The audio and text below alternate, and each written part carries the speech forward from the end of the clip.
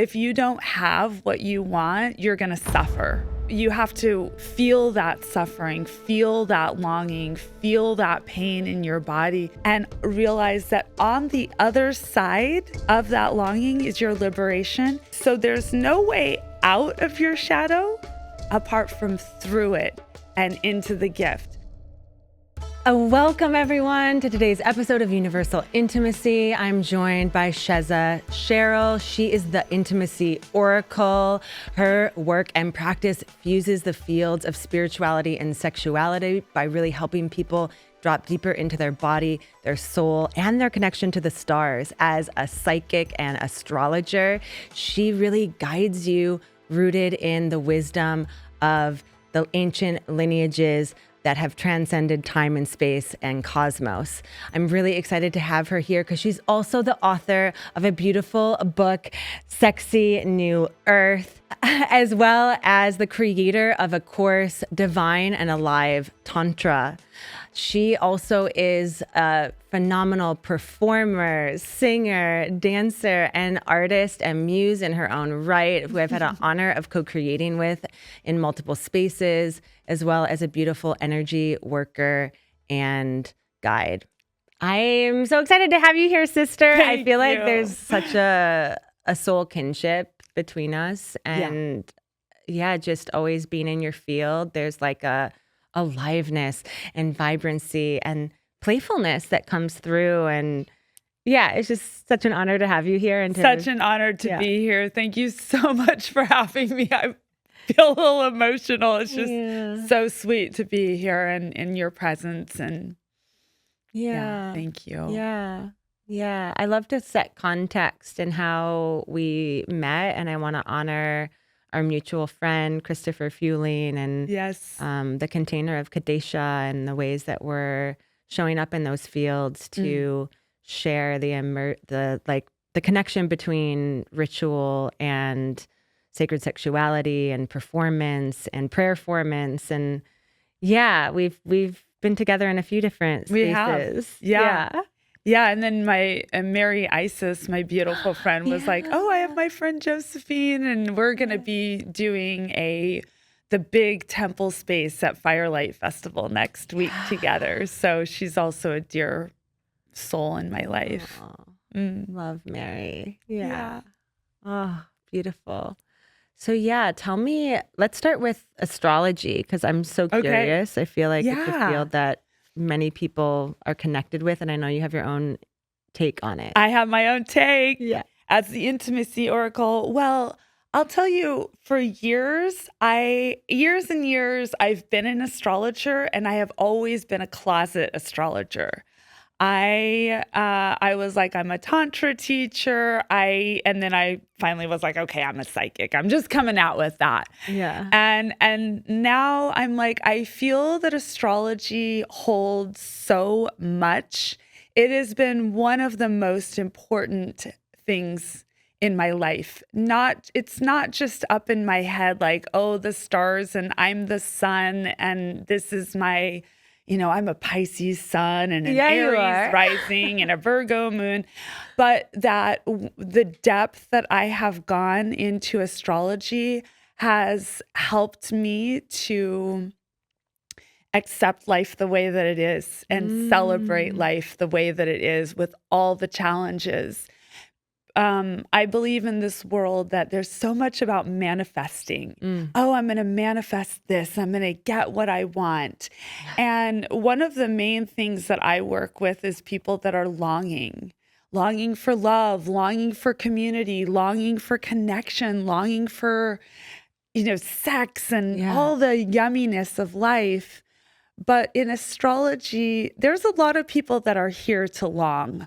And that is what I have been through, is a powerful, I feel like I was born longing, for the infinite. Yeah. And when you can recognize that you can have what you want, but there is a timing in that. And some of us are have to wait a long time to get what we want. We have to do a lot of inner work. Okay. And that there is no shortcut. And the deeper that I've gone into astrology and realized that it's kind of all mapped out. Okay. It's a map.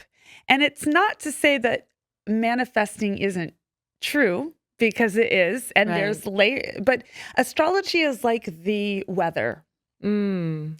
So, for example, you live in Chicago. We're in Chicago right now. Yeah. It's winter's heavy here. Yeah. Winter's intense. Yeah. And, you're in Chicago. There's no way out of it. But what the attitude that you have in the winter is the difference, right? It's like some people love winter and they can celebrate it and find, I love being cozy in this. And this is exactly what astrology is. It's showing us what our collective weather is, but also our personal map that we signed up for before we were born. And these are your challenges. And some of us have to go through very intense relationships that are teachers. Some of us have to go through long periods of being single and alone. Yeah. And deep longing. Yeah. And when you can understand all of this in your map, it's just like, okay, this is the way that it is. I'm going to celebrate the weather as it is. Yeah, I love it. I'm already like so curious, right? I love this analogy of the weather. And yeah, you're talking about Chicago and like, okay, I can move though, right? Like I could not accept the weather in Chicago and move to Florida. And what I'm hearing you presence is clearly astrologically we can't move, or can we? This is the question, right? Like so my chart is a certain way based on the time and the location of my birth and where the stars and the planets were at the time of my birth. So I can't really like you cannot move, you can evolve. Okay. Yeah. So this is where the gene keys are. I love gene keys. So powerful, which is basically it's kind of a spin-off of astrology. It's where astrology meets the I Ching. And it's a very powerful system.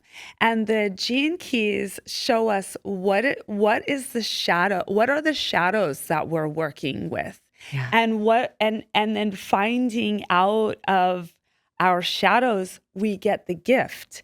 And when we practice opening and living in our gift, then we go into the city, which is the highest expression of it, like the full spiritual embodiment.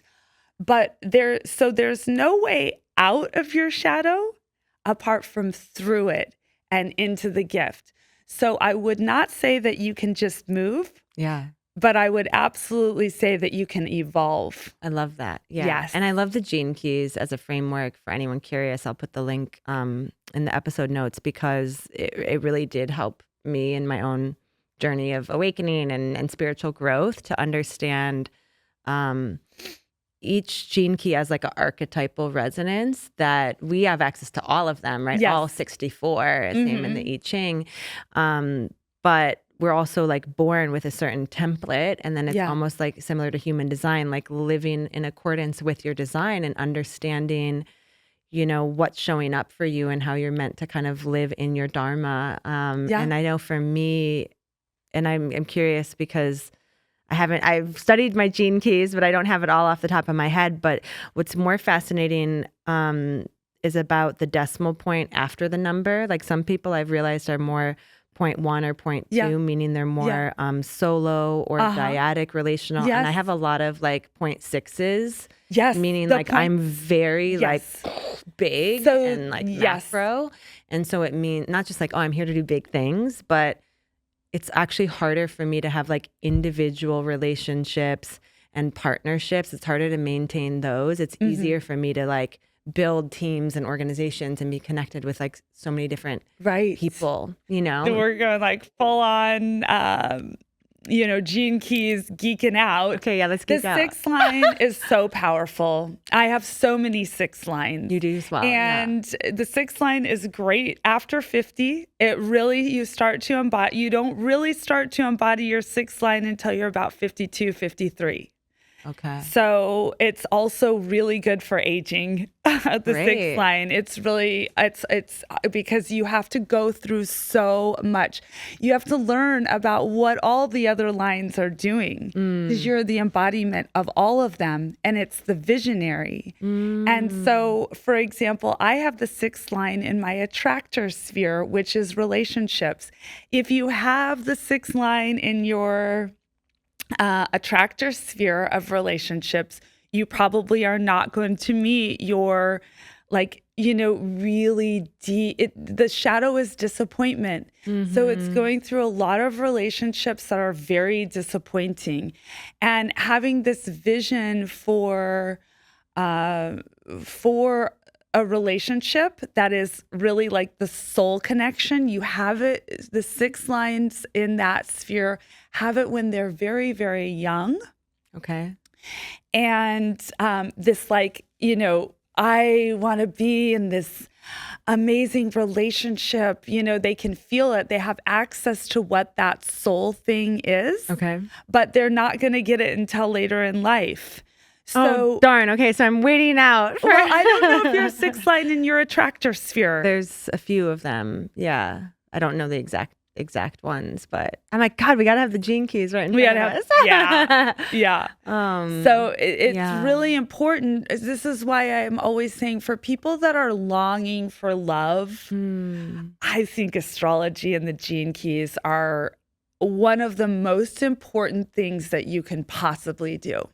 Yeah, because what I'm hearing you presence is so many people feel alone in that, like talking about this sensation of longing, right? Yeah. And what does the longing mean? And I think the longing means becoming one with a state of perceived disappointment, potential disappointment, but also like patience. It's a deep journey in patience. It's a deep journey in patience. Patience is one of the most beautiful spiritual practices. Yeah. And it's one of the least talked about. And I really feel like astrology can help us to understand, okay, that I may not have a relationship for 10 years. I might just be single for 10 years. What am I going to do in those 10 years? How am I going to show up with myself? What kind of intimacy am I going to have with myself? What about those karmic relationships that are coming that are going to be really challenging? And how to just like live playfully and joyfully in the waiting or in the longing. Yeah. And I remember my dear friend Audrey once said to me when I first met her, all longing is a longing for yourself. That's so beautiful. Yeah. And I feel like the frequency that comes through you, even as you're talking about this, you're such a bright light, filled with so much joy. And, that's part of the transmission you're giving, right? Is again, that sensation of longing, waiting. Most people connect a heaviness, a density with that, of like, even just like waiting in line, you think of how many humans struggle with that, or because of our culture nowadays and technology and the dopamine fixation of I need it here, I need it now, right? Like people are really uncomfortable in that pause. Yes.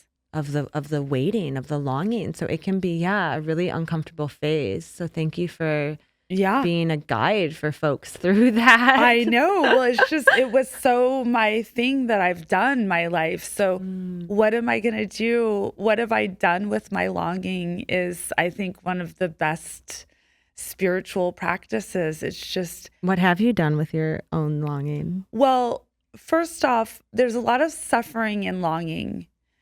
It's deep suffering. It's incredible. Like, I don't have what I want. And it's it feels like it's a long way away. Okay. Like desire is like, I have a desire for that meal and I can take it or leave it. Like I really want to go to that restaurant, but I can't afford it tonight. It's okay. Desire is like, you're kind of there's a neutrality around it. Like I have that desire. It can be fun, but it's like, it's okay if I don't get it. Longing feels like if you don't have what you want, you're going to suffer. Yeah. And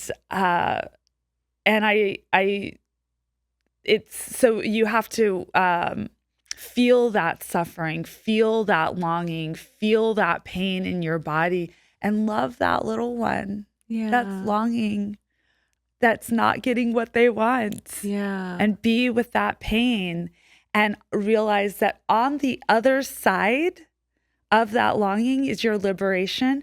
The liberation is not getting what you want. Getting what you want is the gift you receive for all the hard work you've done of being with that longing and liberating your suffering.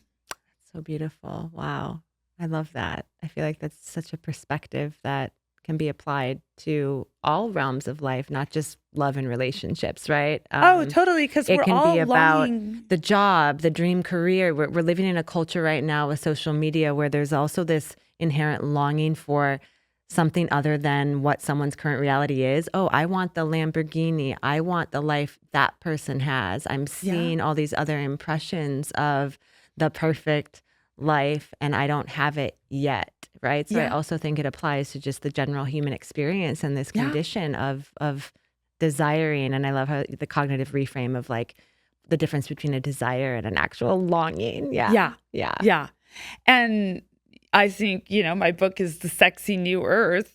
And I think we are all longing for that new earth. We are. Tell us about it. Well, this book is about creating a better world through self-love and sensual aliveness. It's about a lot about self-love. It's about releasing shame and trauma and being free in our bodies. And there's a lot around energy work and expressing ourselves. But in terms of the longing itself, I believe that we are all at our core longing to live in a world, especially, people who have that desire for a beautiful world where everyone has access to their basic needs being met and everyone has a community and love in their life and feel, all these little things that we just don't have in this world. It's such a world of suffering and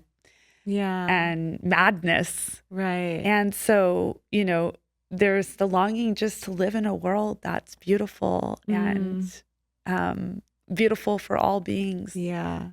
I'm reflecting upon an experience we were in yesterday and in this realization that that desire of what a perfect world is different for each and every individual. So we did this practice of adoration and sacralization in which, our iteration of it was very different than others. And I was really struck by that because you and I were fully embodied in it. It was a completely nonverbal practice. And I remember afterwards we said wouldn't it be amazing if you could greet everyone this way? And just to give some context to the listeners, we were, it wasn't like a full embrace the whole time where we were hugging and holding each other, but it was definitely this embodied experience of touching each other and hugging and kind of making these vibrational noises of And I remember being I feel like I want to greet every human this way. And you and I were yes, yes, yes. To me, that's the perfect world. And then to receive in the reflections of the field, not through what people were saying, but by seeing the other ways that they interpreted the ritual, that is not the world that they want to live in. And I was what is this world that Shezza and I want to live in? Right. And I thought, doesn't everyone, right. Yeah, say it again. Yeah, when I was wouldn't everyone want to live in this world where every person you see, you hug and you touch and you caress your bodies together and you're just yes. Yeah. And then some people were saying that would have been very uncomfortable for them. Right. They would not have liked it. That was not their perfect new earth. Yeah, that's right. Yeah. And that goes also back to, again, our individual blueprints that we've all been, that we've all come in with that you can read about in astrology. Okay, do you want to do a reading of me, right? I'm open to it if you want that. Let's go in. I Okay. think sometimes the best way to share with an audience and listeners about, your talents and any guests that I have is to actually like demo it. Like, let's do it. And I would love to do receive. it, babe. Okay. Yeah. So this is an oracle reading. I do use cards. I want to say from the very beginning. I look at the cards and I get a hit. I do not show the cards. I just look at them as information. You don't show the card to me. No. Got it. We're not going to be looking at the cards. Cool. Yeah. I love that. So go ahead and just shuffle them around. And I just want to say, we're going to call in our higher selves into the space and into our bodies. And we are asking for exactly the messages that want to come through here for the highest alignment of ourselves, our relations, and all beings on the planet. And we are giving thanks in advance that everything we need is coming through right now. Thank you, thank you, thank you. Okay, beautiful. And if you can take take 3 cards and just give them to me face down.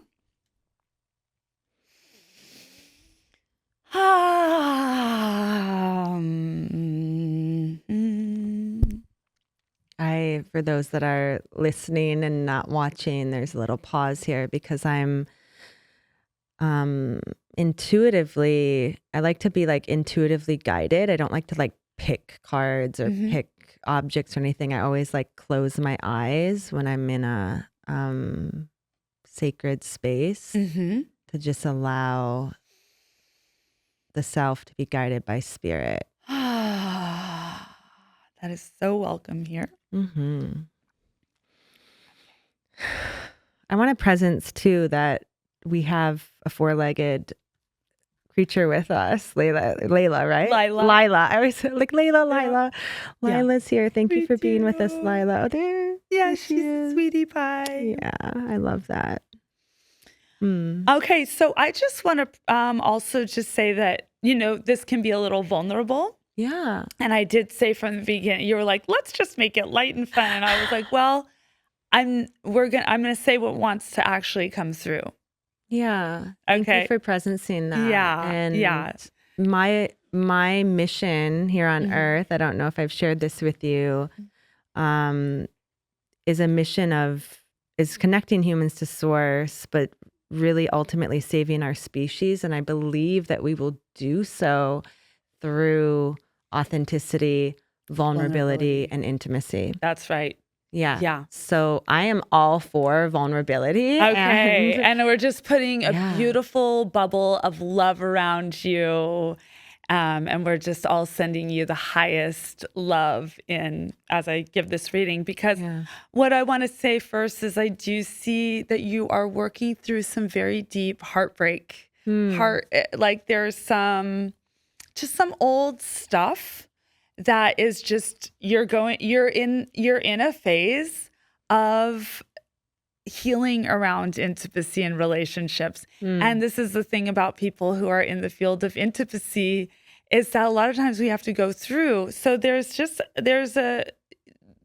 you're such a bright light. When you show up, I just want to say for all of her listeners out there, when this woman shows up in community and in the field, she has us. She is a very strong support for everyone in the room. And there's also something in you about taking time for yourself. You're in a phase that requires alone time and requires also getting away from the communities. Yes. Getting away from being in a relationship, getting away from, I know that you have relationships and you have beautiful people and lovers in your life, but this is a time for you to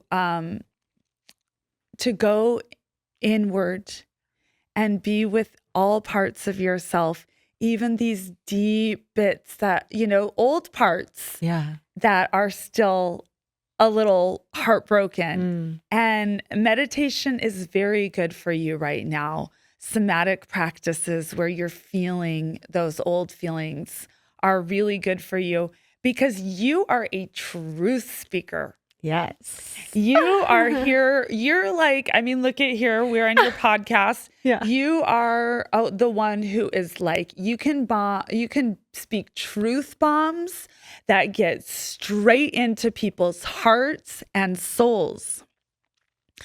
And the medicine for you is I'm my own medicine, because the more you're going inward, the more you're working with the tender parts, the more that you are being with these parts of yourself and saying, I need to take alone time to be with myself, to be with all my parts, particularly any old parts that are still suffering and still in heartbreak, and just let them. I am the infinite love that can hold these parts. Yeah. And the more that you do that, the more that your wisdom is growing, and you have so much to offer this world. You have so much to offer this world. As a wisdom keeper, you will be an older woman who carries deep wisdom. Yes. Your elder years are going to be so magical because of all the work that you are doing. You have so much to offer the world as a wise woman. And so just know that taking time for yourself, away from community, away from lovers, away from others, and taking that time every day for yourself, the more that you are holding these little pieces, the more that your wisdom is growing. Thank you you're shining. So much for confirming this, Shezza. I have been speaking into this for a while now, specifically within this year of 2026.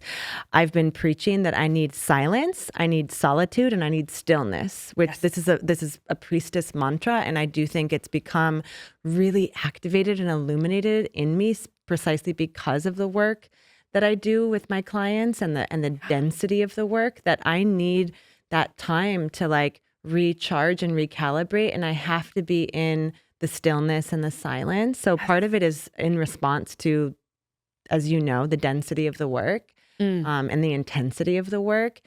And thank you also for reverberating in this awareness of, and this is sad to admit, and he's here, today supporting me, but,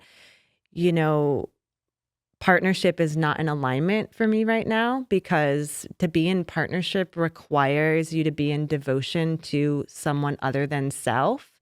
And I'm already in devotion to my children and my elderly parents I'm caring for, and my clients. And so to also be in devotion to a beloved is not serving me right now, because then I'm overriding this deep need for the introspection and the silence and the stillness and the meditation. And honestly, there's a piece here, and I'm curious on your insight on this, of like, becoming celibate. And I want to talk about celibacy and the power of it as a practice, especially for women, because I know you too, like we're very sensual and sexual, and I love sex.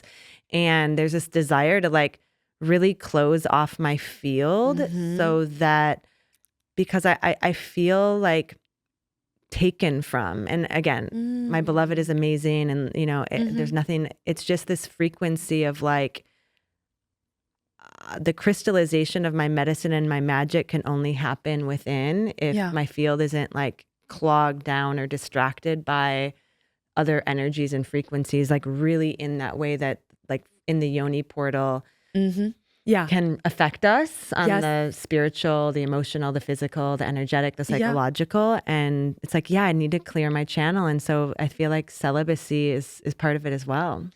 So let's have you pull a card about celibacy. Okay. You didn't name celibacy. I did. Yeah. Let's have you pull a card about it. You said like meditation would be a good practice. Yeah. I'm like, she said meditation and I heard celibacy. No. Well, what I saw was you taking time for alone time is extremely important for you right now. And to be with all parts of yourself and So, but yeah, let's just see about celibacy. I have so much to say about celibacy, and I have seen a real transformation in, and I want to have you also take a card for, I also want to say that the cards that I'm pulling are not just for Josephine. They are for anyone. This is like, it's for you, This but is it's the also sixth line. This yes, is one of it's my the sixth sixth line. line. Yeah, Take a card about what having sex is, what that is for you right now. Like when you have sex with maybe someone that's not fully aligned. I've seen a lot of powerful women this year decide to, this is really fascinating.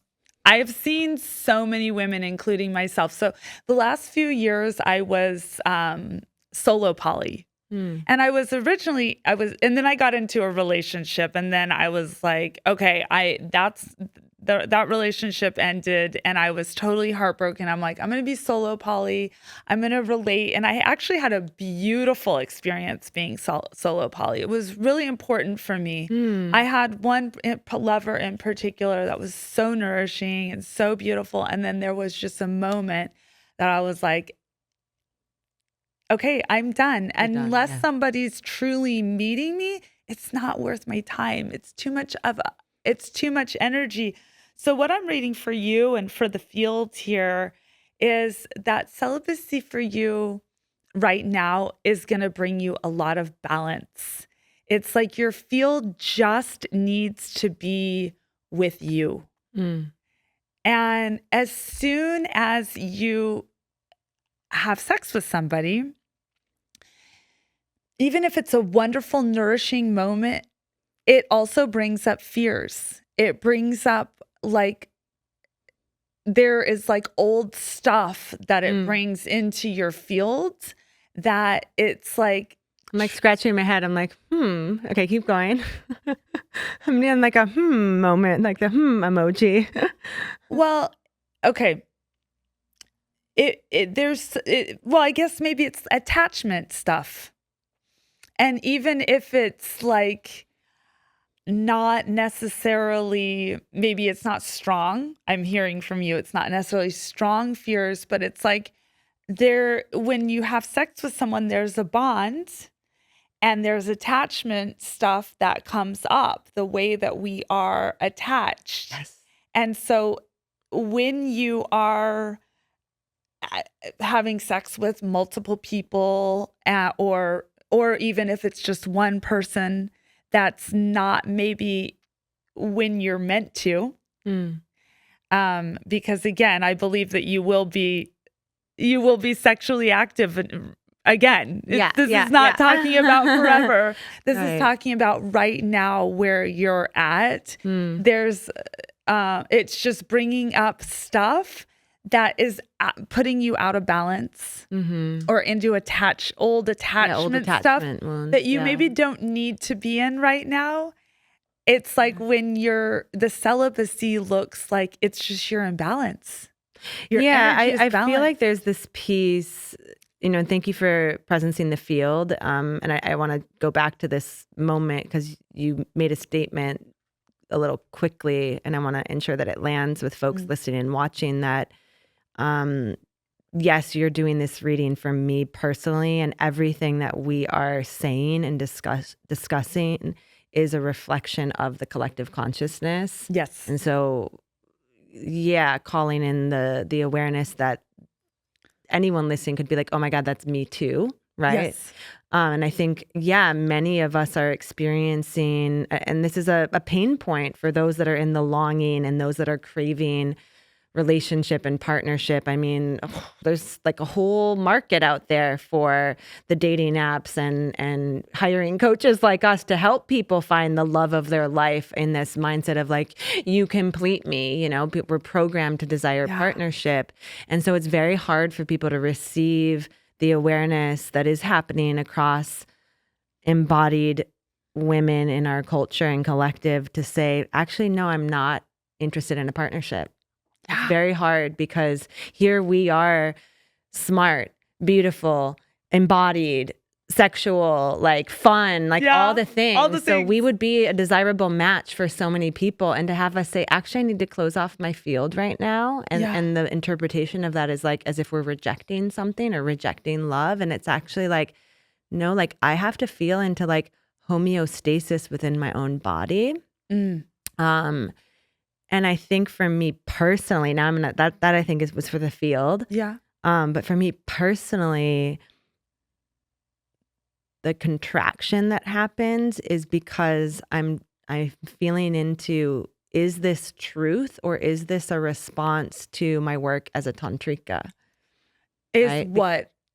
This need for the silence, the stillness, and the celibacy, is it simply a response to my work as a tantrika? Because I feel like if I stopped working with my clients in the ways that I do, then maybe I would have the capacity to hold a partnership.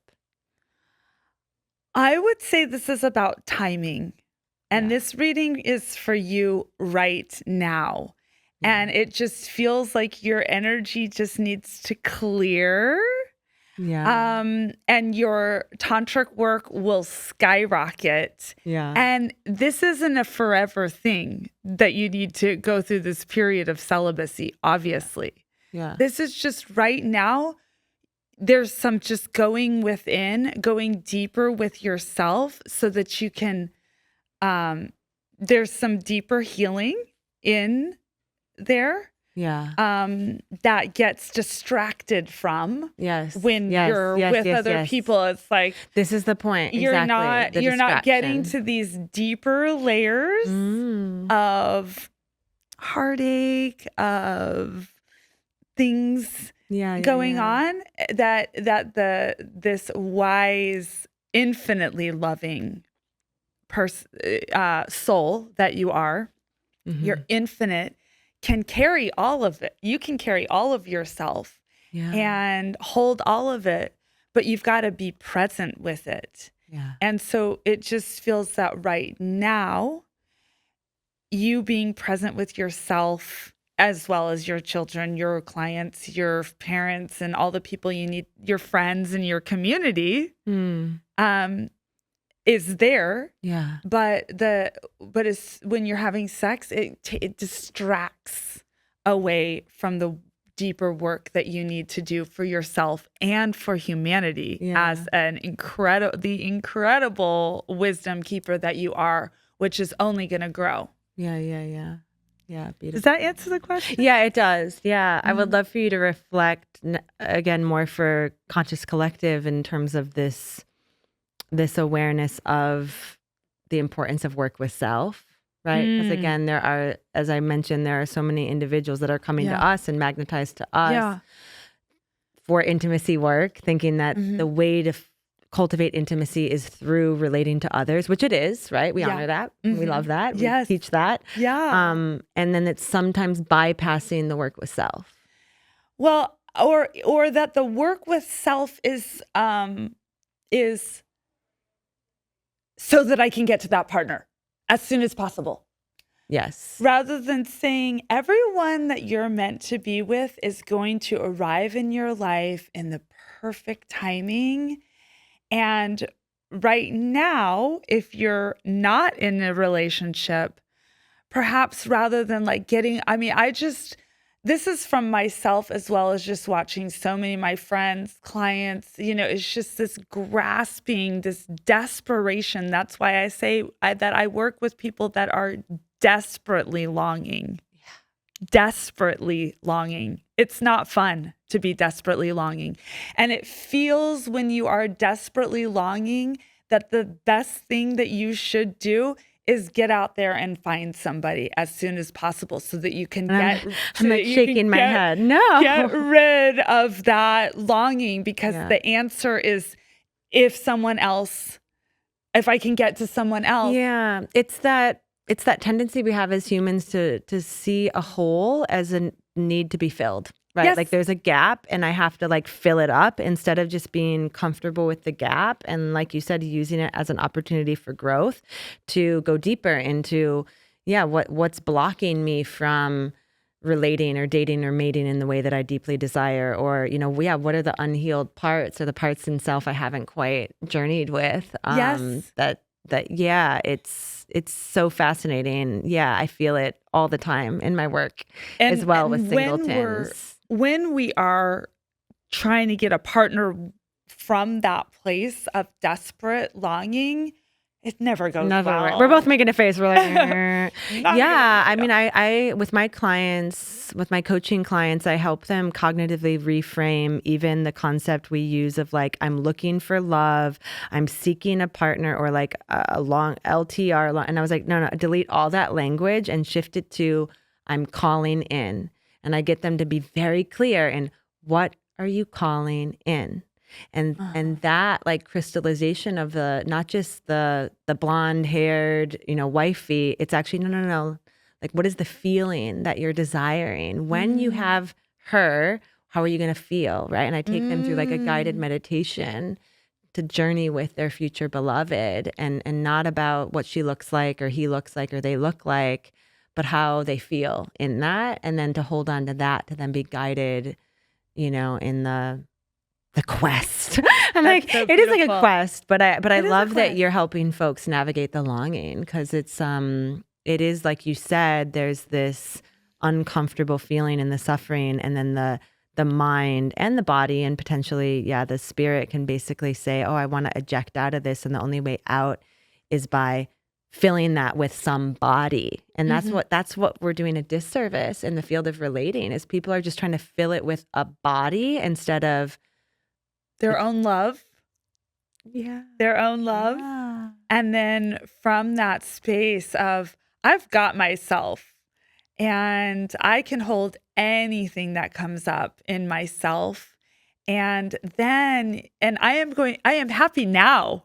Yeah. Like, this is happiness work, right? Oh, this is about being freaking happy right now. Yeah. And knowing then it's about the trust in divine timing. I will be with the person that I'm meant to be with in the perfect divine timing. But right now I'm being with all parts of myself in that space of unconditional love. And then that magnetizes. It's so much more, it's attractive, right? Right. That's like law of attraction. Yeah, that's exquisite. Yeah, I'm hearing it all. And I would love to be kind of like devil's advocate here to say, do you feel as though part of the loneliness epidemic that we're in is rooted in, especially here in America, this like, there's an overemphasis on self. It's like, I have to work on myself. Like I have to be 100% healed, or I have to be, totally in this place of unconditional love with myself until I'm ready to call in the partner or to date. And then we're preventing. Let's take a card for the field around it, because I want to read it from spirit. Yeah. Okay. I want to read it from. You know what I know exactly what you're talking about. And I think it is a very important question. I'm so happy you brought it up. Yeah. And I want to read for the field. Yeah. So, what wants to come through around this is a deeper level of trust in our own destiny. This is not around saying that you need to be single and celibate and love yourself forever. This is about trusting in that there is a divine plan for you. And this isn't about like cutting off anyone. It's just saying, I trust in life. I trust in myself. Everyone that I am meant to be with in this life that is in alignment with me is going to show up in the perfect timing. It's not about being, well, first of all, I want to say the loneliness epidemic is real and it's scary with AI. And, we can just look at our phones now, and this is somehow the new connection that we have. And it is scary, and I do not want to undermine that. I want to focus the attention that there is timing of being alone sometimes. And I think that we are in a portal right now where there's a lot of people that are lonely. And there's a lot of people that are working on that love with themselves right now. Okay. And so I want to transform this from we're in this epidemic of loneliness as a bad thing to we are in a time where a lot of people who are here to be the light that they are here to be in, the destiny that they are here to show up in their power with their gifts and like be that unique piece of the puzzle we're here to be requires some alone time. Wow. What a powerful transmission. And Thank you we so are much. headed into a time of community and intimacy, and that is coming. I think that community and intimacy is everything. And it's going to grow. That's going to grow. And right now we are in a time where a lot of people are being called to be with themselves.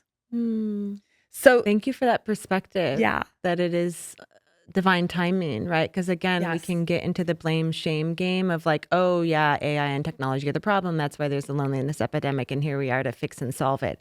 And what I'm hearing you say is, no. We can release all of that. Those are stories. And the truth is that universe, God, the divine, cosmic consciousness is actually giving us this gift of this time. I mean, people think a lot of COVID was also this gift of this time for introspection, contemplation, inner growth, to really do the inner work, to dive deep into our shadows and our subconscious, to release all that is no longer serving us because we know what's coming. You and I are like nodding because we know what's coming. And anyone, I mean, you have more psychic powers than I do. So I'm looking in your eyes right now and I can see that you know what's coming. I don't fully know. I just trust and believe. But it's like, we actually know what's coming. Yes. Yeah. We are headed for a time of deep community and deep intimacy. Deep shift. Yeah. And a whole new calibration of this planet that like we're kind of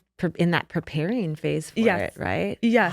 Wow. So everyone that you're meant to be with is gonna arrive and is gonna find you. But if we try to shortcut this time of needing to be with ourselves, again, that's the evolutionary piece, because it's just like being with that part of ourselves so that we can evolve and magnetize the communities, the partnerships, the intimacy that is already lined up. It's already on the way. Yeah. Yeah. Shezza, thank you so much. This has been such a gift. I feel like this has been divine timing. Yes. To sit with you and have this reading and this micro journey together. Yeah. So beautiful. Thank you so much for having me. This is so sweet. Yeah. How can folks find you, stay connected to you, study with you, work with you? Yeah, thank you. My website is shezzasheryl.love. I'm sure it'll be in the link. Yeah. And you can get an intimacy oracle reading with me. That'll go personal, And you do those virtually as well? I do it virtually. Great. Yeah. Anywhere in the world. Anywhere in the world. Yes. And and then my Divine and Alive. And that can also go into the astrology readings as well. So the psychic and the astrology kind of go together. And then you can also, my Divine and Alive Tantra course is out right now, also on my website. And you also work with clients in person, in California, anywhere? Yeah, I mostly work with people in California, Northern California, and actually Southern too. So yeah, I do in-person work, but virtual is absolutely powerful. Yeah. Shezza, thank you so much for being here, sharing all your bright light and magic and medicine and wisdom. Yes. This was really illuminating for me. And my hope is that it also touched our listeners and watchers. I long for each of you being touched. Thank you to anyone watching this. Yeah, and thank you for having me.